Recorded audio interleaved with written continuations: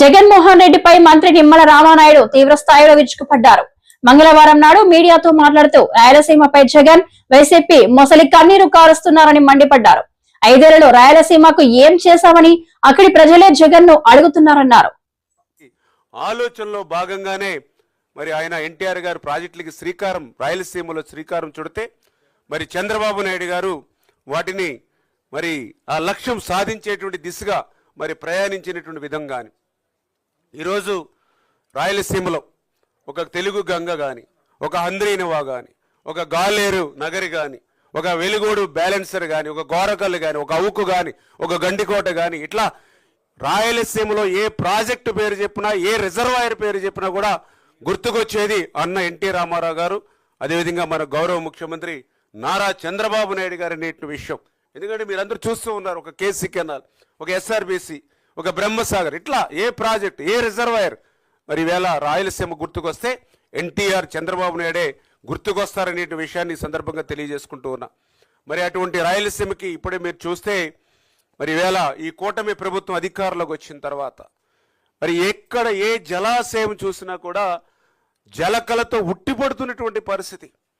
అందుకు పర్టికులర్గా మీరే చూస్తూ ఉన్నారు, మేజర్ రిజర్వాయర్కి సంబంధించి 17 ఉంటే అందులో 335 పూర్తి సామర్థ్యం ఉంటే 288, అంటే 86%. అంటే రబీ ఏదైతే ఖరీఫ్ సీజన్ అంటే ఒక సీజన్కి మనం ఉపయోగించుకున్న తర్వాత కూడా మళ్ళీ రెండవ సీజన్కి 86% ఇంకా మేజర్ రిజర్వాయర్స్లో నీరు నిలువ ఉంది. అదే మీడియం రిజర్వాయర్లు చూస్తే 67%. అదే మైనర్ ఇరిగేషన్ ట్యాంకులు చూస్తే మొత్తం 12,141 ట్యాంకులు రాయలసీమలో ఉంటే అందులో ఇప్పటికి 53% నిలువ ఉంది. అంటే ఏదైతే ఒక సీజన్ అంటే జూన్ నెల నుంచి డిసెంబర్ నెల వరకు ఒక సీజన్లో ఖరీఫ్ సీజన్లో నీటిని ఉపయోగించుకున్నప్పటికీ కూడా ఈ రోజుకి జనవరి నెలలో రెండవ సీజన్లో కూడా 79% అంటే మొత్తం రాయలసీమలో 464 టీఎంసీల నీటి నిల్వ సామర్థ్యం ఉంటే అందులో 366 టీఎంసీలు స్టిల్ టుడే అంటే ఈరోజు జనవరికి రెండవ క్రాప్ కూడా మరి రెండవ సీజన్లో కూడా 79% ఈరోజు రాయలసీమలో నీరు నిల్వ ఉంది అని అంటే అది తెలుగుదేశం, జనసేన, బీజేపీ, చంద్రబాబు నాయుడు గారి యొక్క పరిపాలనకి దక్షతకి సంబంధించినటువంటి విజయం ఇది. ఈరోజు రాయలసీమలో ఏ ప్రాంతానికి వెళ్ళినా అక్కడ ఉన్నటువంటి రైతులు చెప్తూ ఉన్నారు, ప్రజలు చెప్తూ ఉన్నారు, ఆ రోజు శ్రీకృష్ణదేవరాయల కాలంలో మా తటాకాలన్నీ కూడా జలకలతో ఉట్టిపడుతూ కలకల్లాడుతూ ఉండేవి. మళ్ళీ ఈరోజు చంద్రబాబు నాయుడు గారి పరిపాలనలో మళ్ళీ మా యొక్క జలాశయాలన్నీ కూడా కలకల్లాడుతూ కనిపిస్తున్నాయని స్వయంగా రాయలసీమ రైతులు, రాయలసీమ ప్రజలే ఈరోజు చెప్తున్నటువంటి పరిస్థితి ఉంటే మరి యొక్క వైఎస్ఆర్సీపీ వాళ్ళ కరపత్రిక రోజు చేసేటువంటి విష ప్రచారం ఇదే ఒక సమాధానం అనే విషయాన్ని కూడా సందర్భంగా తెలియజేసుకుంటూ మరి అదేవిధంగా మీ అందరికీ తెలుసు హంద్రీనివా అంటే రాయలసీమకి ఒక హార్ట్, ఒక జీవనాడి. అటువంటి హంద్రీనివాకు సంబంధించి మీ అందరికీ తెలుసు 3,850 క్యూసెక్కుల నీటి సామర్థ్యానికి పంపులు రెడీగా ఉన్నాయి 2019కే. ఆ రోజు చంద్రబాబు నాయుడు గారు ముఖ్యమంత్రిగా 2019లో దిగిపోయేటువంటి సమయానికే అక్కడ 3,850 సామర్థ్యం కలిగినట్టు పంపులు ఉన్నాయి హంద్రీనివాకు.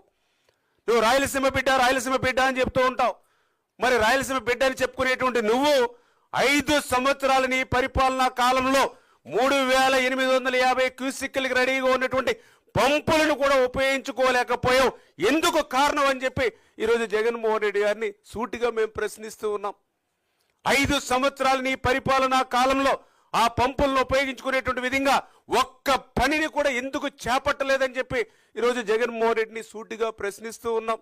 5 సంవత్సరాల నీ పరిపాలనా కాలంలో హంద్రీనివాకు సంబంధించి ఒక తట్ట మట్టి కానీ, ఒక అరబస్తా సిమెంట్ కానీ, ఒక్క రూపాయి కూడా ఎందుకు ఖర్చు పెట్టలేదని ప్రశ్నిస్తూ ఉన్నాం. ఖర్చు పెట్టకపోయావు. కనీసం నీ 5 సంవత్సరాల్లో హంద్రీనివాకు ఉపయోగించుకునేటువంటి కరెంటు మోటార్ల బిల్లులు కూడా ఎగ్గొట్టి ఎందుకు పోయావని అడుగుతూ ఉన్నాం. ఇదా రాయలసీమ బిడ్డ చేసేటువంటి ద్రోహం, దగ ఈవేళ రాయలసీమకు అని చెప్పి రోజు ప్రజలు ప్రశ్నిస్తున్నటువంటి పరిస్థితి ఈవేళ జగన్మోహన్ రెడ్డి అని చెప్పి తెలియజేసుకుంటూ ఉన్నా. మరి ఈరోజు కూటమి ప్రభుత్వం అధికారంలోకి వచ్చింది.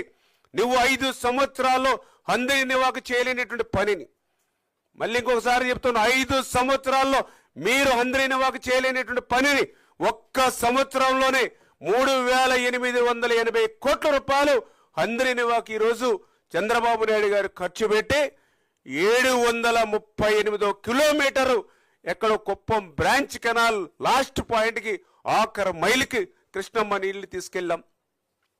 మడకసిర బ్రాంచ్ అత్యంత వెనకబడినటువంటిది, ఎక్కడో కర్ణాటక సరిహద్దు అయినటువంటి మడకసిర బ్రాంచ్ ఆఖరి 490 కిలోమీటర్ వరకు కూడా కృష్ణమ్మ నీళ్లను తీసుకెళ్లినటువంటి పరిస్థితి. వందలాది వేలాది మంచినీటి చెరువులు ఈరోజు అందరినీ పరివాహక ప్రాంతం అంటే ఏదైతే ఉమ్మడి కర్నూలు జిల్లా, ఉమ్మడి అనంతపురం జిల్లా, ఉమ్మడి చిత్తూరు జిల్లా, ఇవి రాయలసీమ జిల్లాలు కాదా అని చెప్పి ఈరోజు జగన్మోహన్ రెడ్డిని ప్రశ్నిస్తూ ఉన్నాం. మరి ఈ రకంగా ఆ అందరినవాతో మరి ఈవేళ అక్కడ జలకలతో మరి ఉట్టిపడుతూ రైతులు ఎంతో సంతోషం ఆనందం వ్యక్తం చేస్తున్నటువంటి పరిస్థితి. దానికి ఉదాహరణ ఒక్కసారి మీరు టేబుల్ కూడా చూడొచ్చు. ఆ రోజు 1924 మరి ఆ రోజు జగన్మోహన్ రెడ్డి హయాంలో 5 సంవత్సరాల అందరినవాకు ఎంత అంటే వీళ్ళు 514 కోట్ల రూపాయలు. 5 సంవత్సరాలు నీకు అవకాశం ఇస్తే 514. అదే 2024, 2026 అంటే ఈ కూటమి ప్రభుత్వ అధికారంలోకి వచ్చిన తర్వాత సంవత్సరన్నర కాలంలో చూస్తే 3,145 కోట్ల రూపాయలు. ఎంత డిఫరెన్స్ ఉందో చూడండి మీరు ఒక్కసారి. మరి ఏదైతే ఎక్కడ 5 సంవత్సరాలకి 514 కోట్ల రూపాయలు, మరి ఎక్కడ మరి ఈ యొక్క 3,145 కోట్లు, ఇది 1.5 year, అది 5 years. అంటే అందరినవాకి రాయలసీమకి చంద్రబాబు నాయుడు గారు యొక్క సాగునీటి రంగం మీద చిత్తశుద్ధికి ఉన్నటువంటి నిదర్శనం ఇది కూడా అని చెప్పి మరొక్కసారి మీ ద్వారా కూడా అందరికి కూడా మరి తెలియజేసుకుంటున్నటువంటి పరిస్థితి. మరి అదేవిధంగా మీ అందరికీ తెలుసు రాయలసీమ ప్రాజెక్టులు. ఆ రోజు జగన్మోహన్ రెడ్డి 5 సంవత్సరాల పాలనలో ఎంత నిర్లక్ష్యానికి గురైనాయి నేను చెప్పనవసరంలా. కళ్ళకు కట్టినట్లు రాయలసీమ పోతే 5 సంవత్సరాల్లోనే మనందరం కూడా చూసినటువంటి పరిస్థితి. మేము అడుగుతూ ఉన్నాం, రాయలసీమ మీద నీకు ఏమాత్రం ప్రేమ ఉన్నా, రాయలసీమను ఏమాత్రం మీరు అభివృద్ధి చేయాలంటే సంకల్పం ఉన్నా, ఎందుకు మీరు 5 సంవత్సరాల్లో రాయలసీమ సాగునీటి రంగాన్ని నిర్లక్ష్యం చేశారని అడుగుతూ ఉన్నా. మరి ఈరోజు మీరు చూస్తే ఒక ప్రించా ప్రాజెక్టు ఏ విధమైన మెయింటెనెన్స్ లేకపోవడంతో ఆ ఫించా ప్రాజెక్టు కొట్టుకుపోవడానికి కారణం మీరు కాదా అని చెప్పి ఈరోజు జగన్మోహన్ రెడ్డి గారిని ప్రశ్నిస్తూ ఉన్నాం. ఏదైతే అన్నమయ్య ప్రాజెక్టు, ఏదైతే మీ ఇసుక దోపిడీకి, ఎందుకంటే ఫించా ప్రాజెక్టు తెగిపోయి ఆ ప్రవాహం అన్నమయ్య మీద పడుతుందని అధికారులు హెచ్చరించినా కూడా అన్నమయ్య క్రింద మీ యొక్క వైసీపీ నాయకులు కనుసన్నల్లో ఆ రోజు ఇసుక దోపిడీ, ఇసుక మాఫియా జరుగుతూ ఉంటే ఆ యొక్క మిషనరీని భద్రం చేసుకోవడం కోసం టైం తీసుకుంటే ఆ ఫించా నీటి ప్రవాహానికి మరి అన్నమయ్య ప్రాజెక్టు కొట్టుకుపోయినటువంటి పరిస్థితి.